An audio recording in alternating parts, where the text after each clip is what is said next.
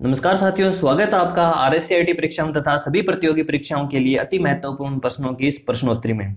और यदि आप कर रहे हैं आरएससीआईटी कंप्यूटर कोर्स या फिर किसी भी प्रकार की आरएससीआईटी से रिलेटेड कोई भी आप जानकारी प्राप्त करना चाहते हैं तो हमारे यूट्यूब चैनल को अवश्य सब्सक्राइब करें। तो चलिए शुरू करते हैं। सबसे पहले क्वेश्चन नंबर 1, एलसीडी प्रोजेक्टर को पीसी से जोड़ा जा सकता है। अब देखिए इनमें से किन के जरिए एलसीडी प्रोजेक्टर को जोड़ा जा सकता है, कौन सी केबल के जरिए जोड़ा जा सकता है, एचडीएमआई केबल से या फिर वीजीए केबल से।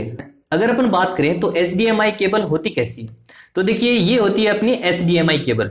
और देखिए यदि हमसे पूछ ले कि एचडीएमआई की फुल फॉर्म क्या होती है, तो एचडीएमआई की फुल फॉर्म होती है high definition multimedia interface.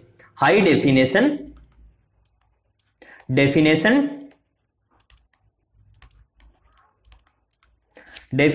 Multimedia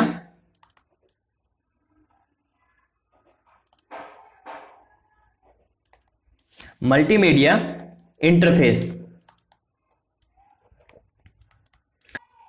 और देखिए ये जो वीजी केबल है, अपनी वीजी केबल है, वो कुछ इस प्रकार से दिखाई देती है। अगर हमसे पूछ ले कि वीजीए की फुल फॉर्म क्या होती है, तो वीजीए की फुल फॉर्म होती है वीडियोग्राफिक एरे। वीडियोग्राफिक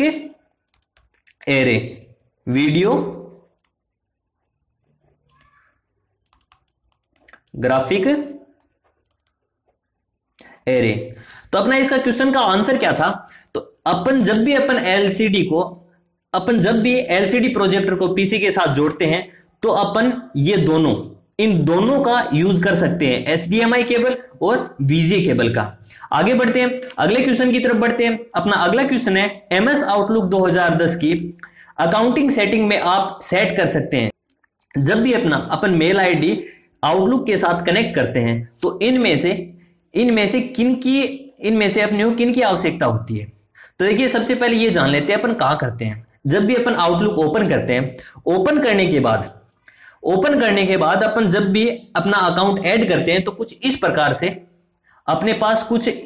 से एक डिस्प्ले ओपन होता है, जिसमें आपसे पूछेगा कि आपका नाम पूछेगा, अपनी जो मेल आईडी इसके साथ साझा करना चाहते हो वो अपनी मेल आईडी इसके अंदर डालनी है। इसके बाद आपसे पूछेगा कि सर्वर इंफॉर्मेशन। अब सर्वर इंफॉर्मेशन में देखिए दो सर्वर हैं इनकमिंग के, POP3 और IMAP के। ये होता है इनकमिंग मेल सर्वर, और SMTP ये होता है आउटगोइंग मेल सर्वर। तो ये मेल सर्वर है।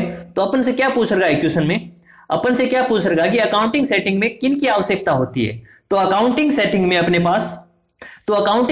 अपने पास ये सभी POP3 की भी, SMTP की भी और SSL की भी। अगर हमसे पूछ ले कि इनकी फुल फॉर्म क्या होती है, तो POP3 की फुल फॉर्म होती है पोस्ट ऑफिस प्रोटोकॉल वर्जन 3। अगर हमसे पूछ ले IMAP की फुल फॉर्म क्या होती है, तो IMAP की फुल फॉर्म होती है इंटरनेट मैसेज एक्सेस प्रोटोकॉल। और यदि हमसे पूछ ले SMT की फुल फॉर्म क्या होती है, तो SMT की फुल फॉर्म होती है सिंपल मेल ट्रांसफर प्रोटोकॉल। और यदि हमसे पूछ ले कि SSL की फुल फॉर्म क्या होती है, तो SSL की फुल फॉर्म होती है सिक्योर सॉकेट लेयर। तो अपना इसका सही आंसर क्या था, जब भी अपन अकाउंट सेटिंग सेट करते हैं तो अपन इन सभी की आवश्यकता होती है। आगे बढ़ते हैं, अगला क्वेश्चन है ईमेल भेजने के लिए आपको उसका डैश जानना आवश्यक है। जब भी अपन किसी को ईमेल भेजते हैं उसके लिए अपने को किसका जानना आवश्यक है, तो देखिए फैक्स नंबर का जानना कोई बिल्कुल जरूरी नहीं है, उपरोक्त में से कोई नहीं, ये तो अभी पता नहीं है। ईमेल का भी जानना जरूरी नहीं है, एड्रेस इनमें से कोई नहीं। अगर हमसे पूछ ले कि किसी को मेल भेजने के लिए तो फिर जानना किसका जरूरी होता है, तो जानना होता है मेल एड्रेस का। किसका? मेल एड्रेस का। आगे बढ़ते हैं, अगला क्वेश्चन है वायरलेस नेटवर्क में डाटा ट्रांसमिट करने के लिए डैश प्रयोग किया जाता है। जब भी अपन किसी को डाटा ट्रांसफर करते हैं तो इनमें से किस माध्यम से अपन डाटा ट्रांसफर कर सकते हैं, माइक्रोवेव, इंफ्रारेड, रेडियो चैनल या फिर उपरोक्त सभी। अपन जब भी किसी भी माध्यम से अपन डाटा ट्रांसफर करते हैं तो इन सभी के जरिए अपन डाटा ट्रांसफर कर सकते हैं। तो अपना इसका सही आंसर होगा उपरोक्त सभी। अगले क्वेश्चन की तरफ बढ़ते हैं। अगला क्वेश्चन है एक व्यक्तिगत सूचना प्रबंधक है जिसका उपयोग मुख्य रूप से ईमेल एप्लीकेशन में किया जाता है और इसमें कैलेंडर, कार्य प्रबंधन, नोट लेने, पत्रिका और वेब ब्राउजिंग भी शामिल है। तो देखिए कौन सा ऐसा है व्यक्तिगत प्रबंधक जिनके जरिए अपन कैलेंडर का भी यूज कर सकते हैं, कार्य प्रबंधन का भी, और अपन नोट भी लिख सकते हैं। MS Excel, MS Paint, MS Outlook, MS Excel. तो इसका सही आंसर अपना एमएस आउटलुक। अब देखिए आउटलुक जब भी अपन ओपन करते हैं उसके अंदर मेल आईडी ऐड करने के बाद इस प्रकार से अपना एमएस आउटलुक शो होता है। अब यहां पे देखिए, यहां पे वो सारी जैसे कैलेंडर है वो भी ऐड हो सकता है, कॉन्टेक्ट भी हो सकते हैं, और टास्क जिसमें अपन नोट ऐड कर सकते हैं वो अपन यहां पे शामिल होते हैं। तो अपना इसका सही आंसर क्या होगा?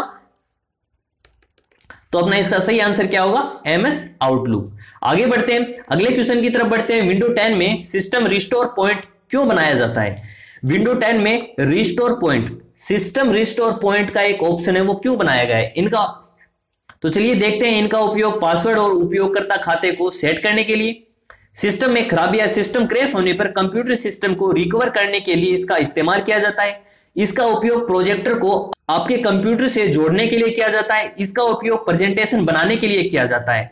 तो देखिए इसका उपयोग अपन जब भी अपना सिस्टम क्रैश हो जाए तो उसको सही करने के लिए, उसको रिकवर करने के लिए, वो डाटा वापस लेके आने के लिए अपन सिस्टम रिकवर पॉइंट का यूज में लेते हैं। तो देखिए ये ऑप्शन मिलता कहां पे है? अपना ये है विंडो 10। विंडो 10 में ये है अपना सिस्टम रिस्टोर पॉइंट, ये अपना सिस्टम रिस्टोर पॉइंट। अब ये सिस्टम रिस्टोर पॉइंट मिलेगा कहां पे? एडवांस ऑप्शन में। अब ये एडवांस ऑप्शन कहां पे मिलेगा? तो जब भी अपन स्टार्ट बटन है, स्टार्ट बटन के ऊपर क्लिक करते हैं तो अपन सेटिंग का ऑप्शन निकलता है, उस सेटिंग के ऊपर क्लिक करते हैं तब अपन ये ऑप्शन देख सकते हैं, एडवांस ऑप्शन, और इसके अंदर है सिस्टम रिस्टोर। तो अपना सही आंसर है इसका, जब भी अपन फाइलों को वापस रिकवर करना चाहते हैं, अपना कंप्यूटर खराब हो जाए या फिर क्रैश हो जाए, उस समय रिकवर करने के लिए अपन सिस्टम रिस्टोर पॉइंट का यूज में लेते हैं। आगे बढ़ते हैं, अगला क्वेश्चन है, किसी दस्तावेज को मुद्रित करने से पहले वह कैसा दिखाएगा यह जानने के लिए कौन सा कमांड उपयोग में लिया जाता है? जब भी अपन कोई डॉक्यूमेंट या फिर कोई टेबल प्रिंट करना चाहते हैं उससे पहले अपने को देखना है कि वो प्रिंट होने के बाद कैसी दिखाई देगी। तो उससे पहले जब भी अपन देखेंगे किस ऑप्शन का यूज करके अपन देख सकते हैं, तो अपना इसका सही आंसर है प्रिंट प्रीव्यू के द्वारा। आगे बढ़ते हैं, अगला क्वेश्चन है, एमएस वर्ड 2010 में स्ट्राइक थ्रू फॉन्ट प्रभाव का प्रयोग क्या है?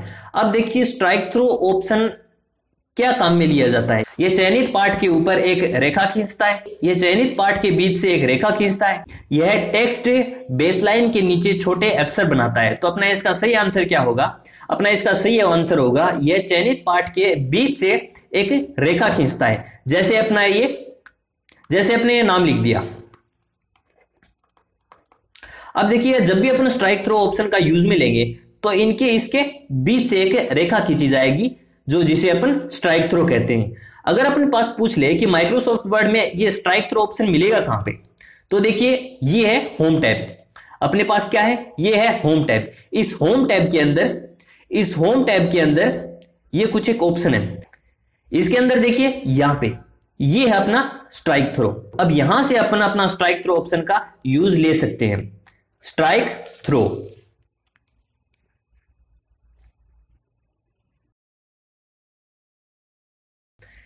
अब देखिए अपने बहुत बार जैसे 10th लिखते हैं, ये टीएस थोड़ा सा ऊपर की साइड होता है, और अपन H2O लिखते हैं जो जल का सूत्र होता है, रासायनिक सूत्र होता है, तो ये 2 थोड़ा सा नीचे होता है। तो ये किन ऑप्शन के जरिए अपन कर सकते हैं? तो ये कर सकते हैं अपन इनके जरिए। ये है सबस्क्रिप्ट और सुपरस्क्रिप्ट। तो इसका नाम है सबस्क्रिप्ट। क्या है? सबस्क्रिप्ट।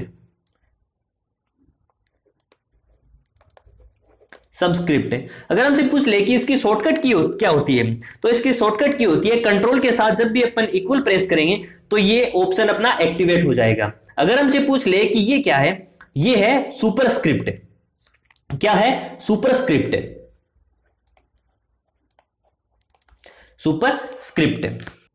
ठीक है, आगे बढ़ते हैं, अगले क्वेश्चन की तरफ बढ़ते हैं। अगला क्वेश्चन है, यह बटन टाइटल बार पर उपलब्ध होता है सिवाय कौन सा बटन टाइटल बार पर उपलब्ध होता है? अब टाइटल बार कहां पे दिखाई देता है? टाइटल बार है ये जो ऊपर का हिस्सा है ये होता है टाइटल बार। अब टाइटल बार पर कौन सा हिस्सा नहीं दिखाई देता? मिनिमाइज, स्टार्ट, मैक्सिमाइज या क्लोज। तो स्टार्ट बटन नहीं दिखाई देता, ये होता है नीचे की तरफ स्टेटस बार पे अपने दिखाई देगा स्टार्ट बटन। अब देखिए मिनिमाइज, मैक्सिमाइज और क्लोज ये कहां पे दिखाई देते हैं? तो देखिए ये है मिनिमाइज, तो देखिए ये है मिनिमाइज। जब भी अपन इसका यूज करते हैं, अपने जो स्क्रीन है, अपने डेस्कटॉप पर जो भी फाइल ओपन है वो नीचे की तरफ स्टेटस बार पे आ जाएगी और अपने से पूछ ले कि ये क्या है। जब भी अपने पास कोई मिनिमाइज हुआ या फिर उसकी साइज छोटी कर रखी है, अपने उसको पूरी स्क्रीन पे लेके आना है, तो अपन उस टाइम अपने को मैक्सिमाइज ऑप्शन का यूज में लेना पड़ता है। और क्लोज, क्लोज का हम जानते ही हैं, जब भी अपने डॉक्यूमेंट को डिलीट करना हो, जब भी अपने डॉक्यूमेंट को, अपने प्रोग्राम को क्लोज करना हो, तब अपन इस क्लोज ऑप्शन का यूज में लेते हैं। तो अपना इसका सही आंसर क्या होगा? अपना इसका सही आंसर होगा स्टार्ट। आगे बढ़ते हैं, अगला क्वेश्चन है, निम्नलिखित उपकरणों में से कौन सा उपकरण तेज गति से कंप्यूटर गेम खेलने के लिए प्रयोग लिया जाता है? अपन जब भी गेम खेलते हैं, जब भी अपन गेम खेलते हैं तो किन के जरिए खेलते हैं? तो उसका अपना सही आंसर है जॉयस्टिक। जॉयस्टिक के जरिए अपन गेम खेलते टाइम अपन उसका इस्तेमाल करते हैं। अब जब भी अपन गेम खेलते हैं, अब ये जॉयस्टिक काम में क्या आती है? इसको माउस की जगह काम में लिया जाता है। जॉयस्टिक होती कैसी है? तो ये है अपनी जॉयस्टिक। कुछ इस प्रकार से अपनी जॉयस्टिक ये दिखाई देती है। आगे बढ़ते हैं, अगला क्वेश्चन, शॉर्ट क्वेश्चंस की तरफ बढ़ते हैं। कौन सा प्रिंटर कागज के ऊपर स्याही के छोटे छोटे बिंदुओं का अत्यंत तेजी से छिड़ककर डेटा या बिंबों को प्रिंट करता है? अब कौन सा है? तो इसका अपना सही आंसर होगा अपना इंकजेट प्रिंटर होता है, जो स्याही को छिड़ककर प्रिंट करता है।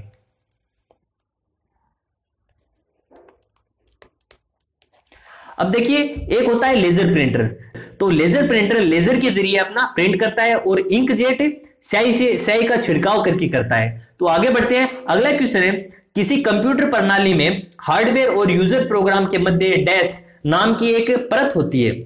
अब जो हार्डवेयर और यूजर प्रोग्राम के मध्य कौन सी परत होती है? तो वो परत होती है ऑपरेटिंग सिस्टम की, ऑपरेटिंग सिस्टम की। अगला क्वेश्चन है, कौन सा एप्लीकेशन आपके पर्सनल लेटर, फॉर्म लेटर और ब्राउज़र फैक्स और व्यावसायिक मैनुअल जैसे विभिन्न प्रकार के लिखित डॉक्यूमेंट तैयार करने में मदद करता है? तो उसका नाम है word processor. Word processor, word processor. अब जब भी अपन कोई भी डॉक्यूमेंट को कंप्यूटर सॉफ्टवेयर की मदद से उसे तैयार करते हैं तो उसे वर्ड प्रोसेसिंग कहा जाता है। और देखिए वर्ड प्रोसेसिंग का एक उदाहरण है एमएस वर्ड। एमएस वर्ड के जरिए ही तो अपन डॉक्यूमेंट तैयार कर सकते हैं, तो उसे अपन वर्ड प्रोसेसिंग कहेंगे। आगे बढ़ते हैं, आपकी एक्सेल 2010 फाइल डैश एक्सटेंशन के साथ स्टोर होती है। जब भी अपन एक्सेल की फाइल स्टोर करते हैं तो किस एक्सटेंशन के साथ अपनी सेव होती है? तो वो होती है XLSX के साथ होती है फाइल सेव। अगर हमसे पूछ ले कि एमएस वर्ड की फाइल किसके साथ सेव होती है, उसका एक्सटेंशन क्या होता है? तो उसका एक्सटेंशन है DOCX।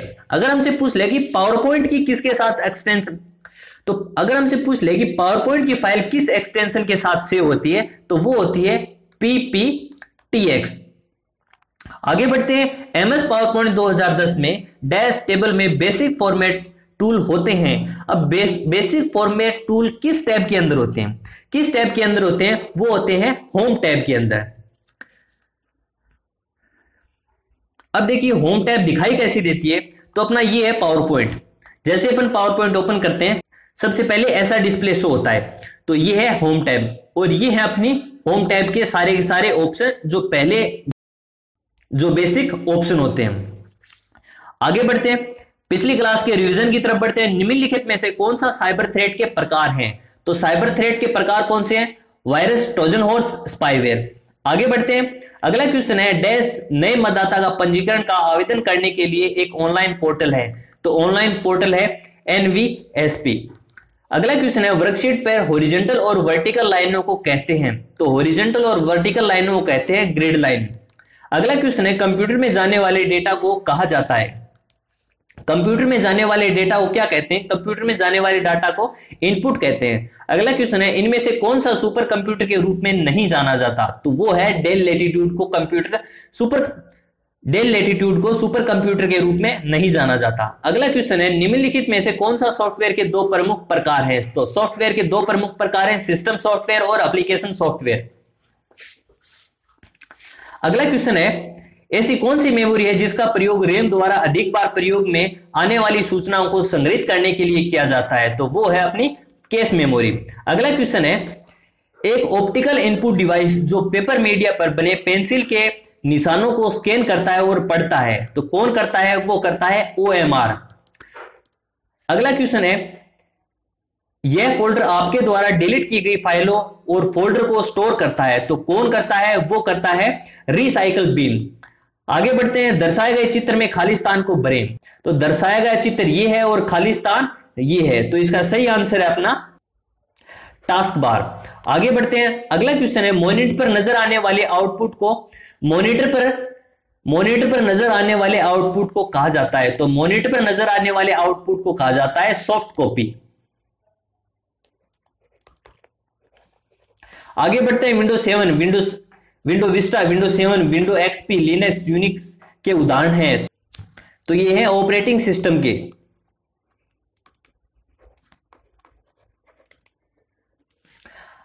आगे बढ़ते हैं, MS ऑफिस के वर्जन हैं। तो MS ऑफिस के वर्जन है ऑफिस 1907, ऑफिस 2000, 2003, 2007, 2010, 2013, 2016 और 2019। और जो आपके एग्जाम में आता है वो आता है 2010, जो हाल ही में चल रहा है 2019, और एक और है ऑफिस XP। आगे बढ़ते हैं, अगला क्वेश्चन है, सेल एड्रेस कहां दिखाई देता है? तो सेल एड्रेस दिखाई देता है नेम बॉक्स में, नेम बॉक्स में। आगे बढ़ते हैं, MS पावरपॉइंट में किसी प्रस्तुतिकरण के किसी स्लाइड में विशेष प्रभाव को लाना कहलाता है, तो वह कहलाता है custom animation. Custom animation, custom animation. तो साथियों, ये थे अपने आज के कुछ क्वेश्चंस। उम्मीद है आपको ये क्वेश्चन पसंद आए होंगे और एग्जाम की दृष्टि से बहुत ही महत्वपूर्ण होंगे। तो आज की क्लास में इतना ही, अगली क्लास में फिर मिलेंगे, तब तक के लिए धन्यवाद।